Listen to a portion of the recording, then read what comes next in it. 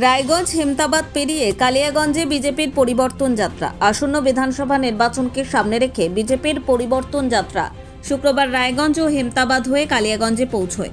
মূলত রায়গঞ্জ শহরে রথ ঢুকতেই কর্মী সমর্থকদের মধ্যে উৎসাহ দেখা যায় এবং রাস্তার ধারে দাঁড়িয়ে বহু মানুষ নেতাদের স্বাগত জানান। রথে উপস্থিত ছিলেন রায়গঞ্জের সাংসদ কার্তিক চন্দ্র পাল, প্রাক্তন জেলা সভাপতি শঙ্কর চক্রবর্তী ও উত্তর মালদার সাংসদ খগেন মুর্মু সহ আরও অনেকেই।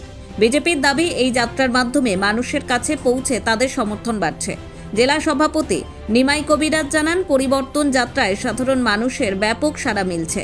এই বিষয়ে রায়গঞ্জের সাংসদ কার্তিক চন্দ্র পাল বলেন, পরিবর্তন যাত্রা আসলে সাধারণ মানুষের আশা আকাঙ্ক্ষার প্রতিফলন।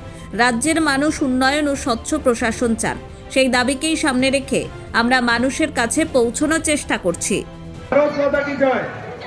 এক ভারত শ্রেষ্ঠ ভারত, বিকশিত ভারত, বিকশিত পশ্চিমবাংলা, সেই লক্ষ্যে গতকাল হতে 5 তারিখ হতে আমাদের 10 তারিখ অবধি আমাদের মালদা বিভাগের উত্তর দিনাজপুর, দক্ষিণ দিনাজপুর এবং 2 মালদা সাংগঠনিক জেলায় আমাদের পরিবর্তন যাত্রা শুরু হয়েছে। এই যাত্রা আগামীতে কলকাতার ব্রিগেড প্যারেড গ্রাউন্ডে ভারতবর্ষের যশস্বী প্রধানমন্ত্রী মোদীজির নেতৃত্বে সেই সভার সমাপন হবে। আসুন আমরা সবাই মিলে পশ্চিমবাংলার পরিবর্তনের লক্ষ্যে, পশ্চিমবঙ্গকে সোনার বাংলা করার লক্ষ্যে এই পরিবর্তন যাত্রায় সামিল হই। আমাদের লক্ষ্য, আগামী দিনে পশ্চিমবঙ্গে বিজেপি সরকার আসার পর আমাদের প্রথম কাজ হবে রাজ্য সরকারের যত সরকারি কর্মচারীরা রয়েছেন, তার সাথে পুলিশ বন্ধুরা রয়েছেন, আমাদের সরকার আসার 45 দিনের মধ্যে 7ম পে কমিশন সহ সমগ্র ভাতা আপনাদের মহার্ঘ ভাতা প্রদান করা হবে। ঠিক তেমনি আমার যুবক যুবতী ভাইদের কাছে তাদের জন্য আমাদের লক্ষ্য থাকবে, আমরা সবাই জানি পশ্চিমবঙ্গে চাকরি ক্ষেত্রে যেভাবে আইনগত জটিলতা তৈরি হয়েছে, বহু আমাদের যারা যোগ্য আমাদের যুবক যুবতী তাদের বয়সের সময়সীমা পার হয়েছে।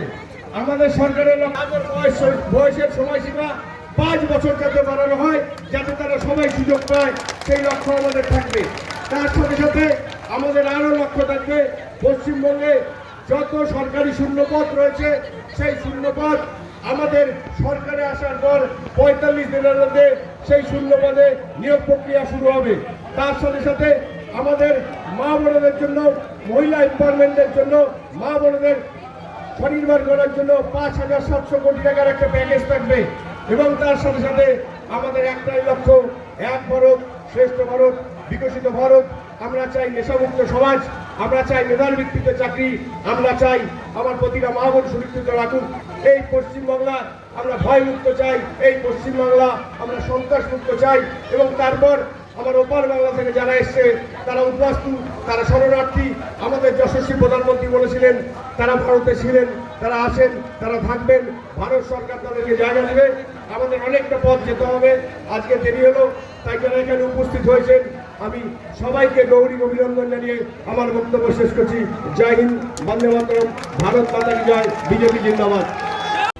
রায়গঞ্জ থেকে রামকৃষ্ণ দাসের রিপোর্ট, কুলিক নিউজ।